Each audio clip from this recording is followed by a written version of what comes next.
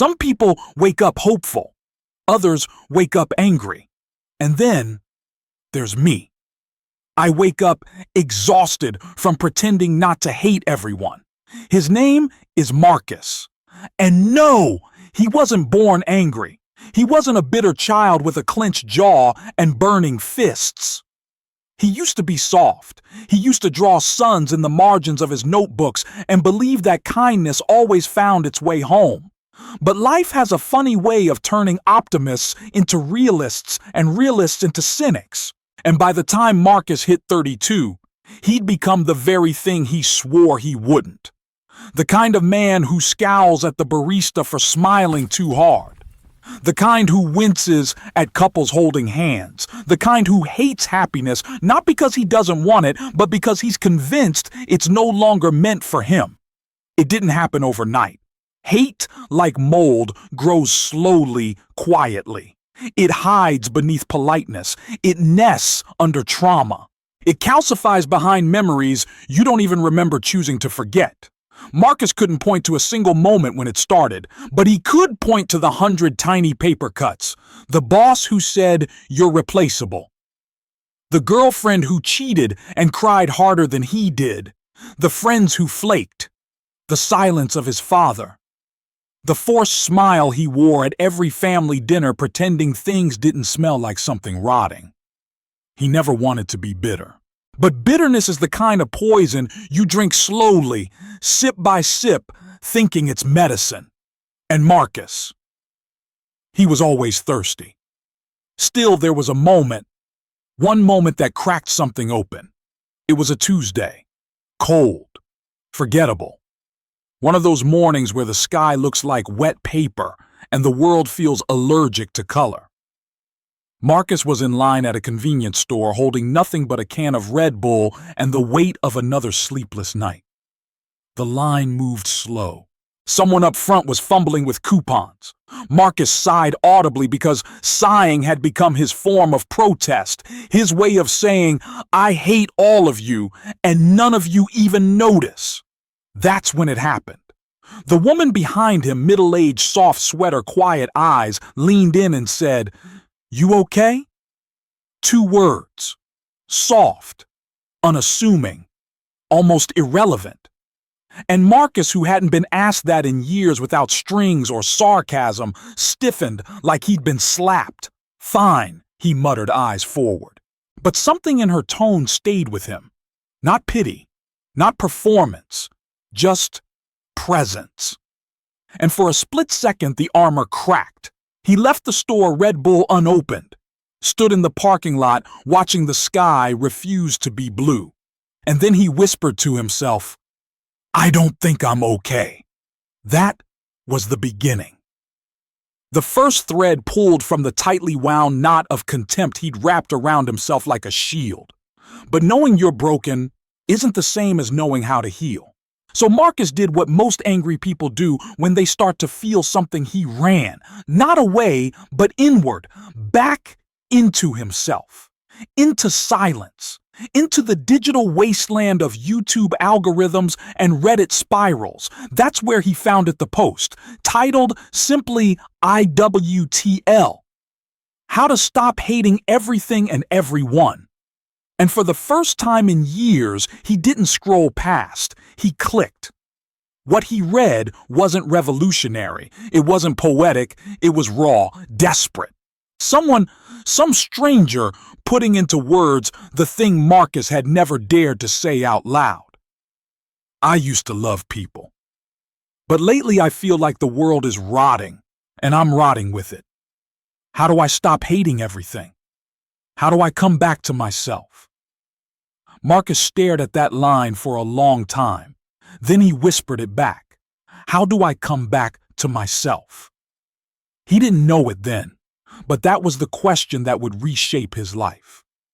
And it began not with an answer, but with a confrontation. Because to stop hating the world, Marcus first had to face the person he hated most, himself. You can only hate the world for so long before you realize it's just a mirror. Marcus always thought his hate was about them, the people who ghosted him, the jobs that drained him, The strangers who walk too slow, talk too loud, laugh too freely. The influencers, the optimists, the spiritual weirdos telling him to manifest positivity. He thought his anger was righteous, a symptom of a world gone wrong. But somewhere in the back of his mind where the silence got too loud, he began to suspect the truth. His hate wasn't about them. It was about him. See, it's easier to despise others than to sit with your own reflection. Because what if you look in the mirror and see nothing worth loving? What if the reason you can't stand people is because you've forgotten how to stand yourself? Marcus tried to ignore it. He scrolled past every video titled "Healing Your Inner Child." He mocked the idea of journaling. He rolled his eyes at TED Talks and therapy reels. But every night, the same ritual. Lie down, stare at the ceiling, rehearse imaginary arguments, replay betrayals, wonder why the silence feels like punishment. He couldn't sleep without noise, but he couldn't think with it either.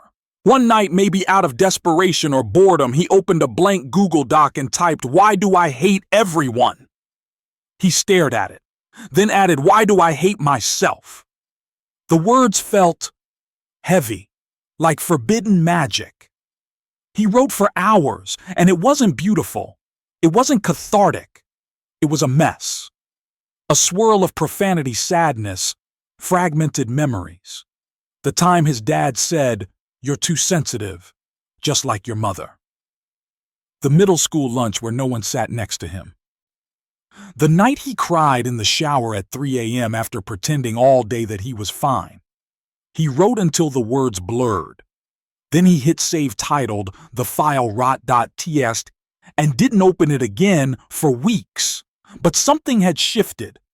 Because once you name the demon, it stops hiding in the shadows. Marcus began to notice things he didn't before, like how his jaw was always clenched, how he picked at his skin when he was nervous, how he apologized for things that weren't his fault and stayed silent when they were. And most of all, how afraid he was of being seen. Hating the world had become a costume, a disguise for the deeper truth. Marcus didn't believe he was worth loving. Every failed relationship felt like proof. Every rejection a verdict. Every happy person in the street a reminder that joy belonged to other people, people who weren't him. But what if that wasn't true? What if the hate wasn't destiny, but habit? What if he wasn't broken, just bruised? What if forgiveness wasn't something you gave others, but something you gave yourself? Marcus didn't have the answers. But for the first time, he had a question that mattered, and a tiny, trembling willingness to listen. He started walking more, not because it made him happy, but because it made him less angry. He left his headphones at home and let the city sound real again. He sat in parks and tried to watch people without judgment. He wrote again, shorter this time. Sentences like, "Today I didn't hate anyone. I smiled at the clerk. I didn't flinch when someone called me kind." It wasn't healing, not yet, but it was space, a softening, a beginning. Marcus was learning a hard truth. You don't stop hating the world by demanding it to change. You stop by unlearning the lies you believed about yourself. The next chapter wouldn't be easy, because to forgive yourself, you have to meet the version of you that never got the love he needed. And Marcus, he was finally ready to look that boy in the eye. Every angry man was once a boy who waited too long for someone to come back. There was a hallway in Marcus's mind he never walked down. It was old, dim, the wallpaper peeled like shedding skin, and at the very end of it sat a boy. He didn't look up when Marcus arrived. He just kept turning the same plastic toy over and over in his hands, waiting. Marcus didn't say anything. He couldn't. His throat closed up like it always did around vulnerability. The boy spoke first. "You left." Marcus froze. "You were supposed to protect me." That hit hard. Because he remembered now. He remembered being 8, crying into a pillow so no one would hear. Remembered sitting on the porch for hours waiting for a dad who said, "I'll be right back." Remembered telling himself stories to stay strong. Maybe they forgot. Maybe I'm hard to love. Maybe if I'm quieter, smarter, better, they'll come back. No one came. So the boy built armor. Not out of steel, but sarcasm. Not out of iron, but indifference. He grew up thinking coldness was power. And Marcus, he carried that boy into every relationship, every job, every mirror. He let the boy scream through his silence, rage through his eyes, sabotage through his fear. Because what no one tells you is that inner children don't disappear. They wait, sometimes for decades, and they don't need you to be perfect. They just need you to finally sit down and say, "I see you. You were right. It wasn't fair. You didn't deserve the silence. I'm sorry I abandoned you too." Marcus said those words through tears, not dramatic ones, not performative ones, but the kind of quiet crying that comes from a soul unclenching for the first time in years. The boy didn't disappear, but he smiled, and that was enough. The next morning, Marcus felt different. Not healed, not enlightened, not better, but softened. He saw a dad yelling at his kid in the supermarket, and instead of judgment, he felt a pang of memory. He watched a video of someone sharing their trauma, and instead of rolling his eyes, he listened. He heard his own inner voice whispering cruel things, and this time he said no. Not anymore. Not. Forgiveness was no longer a theory. It was a choice, a daily practice, 1,000 tiny rebellions against the voice that said he wasn't worth it. Marcus didn't become a monk. He didn't quit his job to move to Bali. He didn't suddenly love everyone. But he started treating himself like someone he might love someday. And that changed everything. The hate didn't vanish. It quieted. The bitterness didn't evaporate. It softened. The need to attack before being hurt, it loosened its grip. Because deep inside every angry adult is a boy who waited. And Marcus had finally stopped running from him. Now came the hard part, letting others in. It's terrifying to open a door you once locked for survival, but it's even more terrifying to never walk through it. Marcus stood in front of the cafe. Not for coffee, not for work, for something much harder. A conversation with James. James, the friend he ghosted 2 years ago. James, the one who said, "You shut down every time I get close." James, the one who left because Marcus wouldn't let anyone in. Marcus had written a text, deleted it, wrote it again, then just showed up. Because some doors you don't knock on, you just open and deal with the draft. James saw him through the window. Their eyes met. No smiles, no wave, just stillness. But James opened the door anyway. They sat. There was no small talk, just breathing. Marcus spoke first. "I wasn't a good friend." James raised an eyebrow. "Understatement of the year." They both laughed. A short, surprised laugh, like muscle memory trying to remember warmth. Marcus continued. "I didn't know how to let you in. I was so used to being hurt that I turned everyone into a threat. Even you." James didn't reply for a moment. Then he said something Marcus didn't expect.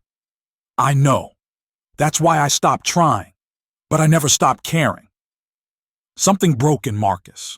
He realized how many people he had pushed away, not because they were bad, but because he was scared. Scared of being seen, scared of needing, scared of becoming that boy again. But maybe being seen wasn't weakness. Maybe needing someone wasn't shameful. Maybe that boy didn't need to be hidden, just held. James didn't offer a clean slate, didn't hug it out, but he said, "You want to try again?" As friends and Marcus, this man who once hated the world, nodded. And that nod, that tiny gesture opened a door wider than he'd ever known. After that day, Marcus didn't transform overnight, but he started replying to texts. He said thank you and meant it.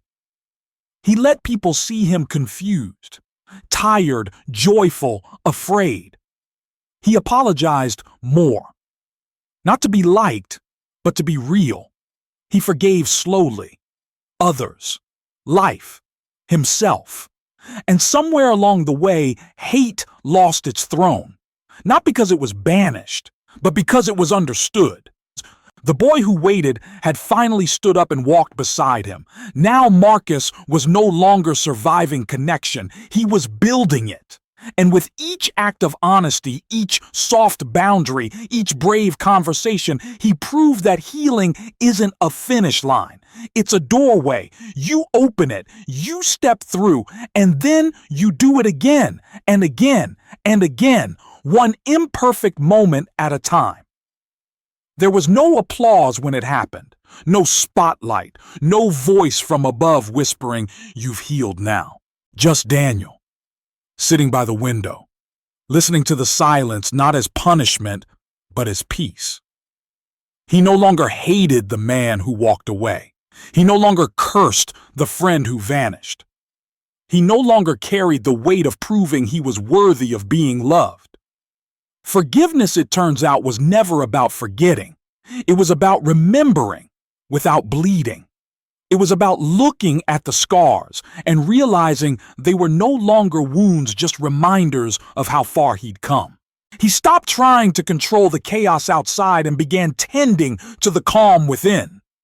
He made tea instead of assumptions. He called his sister not because he had to, but because he wanted her to know he was okay. He smiled at a stranger, not to impress, not to perform, just because kindness no longer felt dangerous.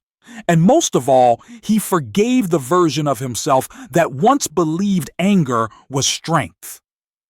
Daniel didn't become a new person. He became someone who finally made room for softness. And in that softness, he found something better than power. He found peace. Because growth isn't loud. It doesn't always look like triumph. Sometimes growth is a quiet breath, a whisper that says, maybe today I'll choose love instead of pain. And Daniel did. He became that man, not by force, but by finally letting go of hate, letting go of should have been, letting go of the belief that healing had to be earned. This was his becoming. And it began, not with a scream, but with a sigh.